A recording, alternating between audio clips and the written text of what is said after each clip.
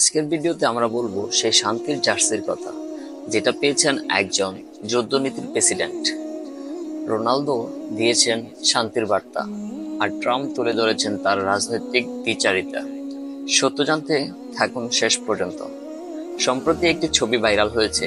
Football তারকা Cristiano Ronaldo উপহার দিয়েছেন একটি জার্সি, যাতে লেখা we are playing for pace. সেই জার্সি গ্রহণ করেছেন কে? ডোনাল্ড ট্রাম্প, এক নেতা যার শাসনামলে মুসলিম নিষেধাজ্ঞা, অভিবাসন নীতি, মিডল ইস্টে সামরিক আগ্রাসন এবং ইসরায়েলের একচোখা সমর্থন বিশ্বকে শান্তির চেয়ে আরো বেশি বিভক্ত করছে। এজন্য অন্ধের দেশে আয়না বিক্রি করার মতো। 2014 সালে এই ট্রাম্পের ঘোষণায় জেরুসালেমকে ইসরায়েলের রাজধানী হিসেবে স্বীকৃতি দেওয়া হয়, যার ফলে ফিলিস্তিনে ছড়িয়ে পড়ে সহিংসতা।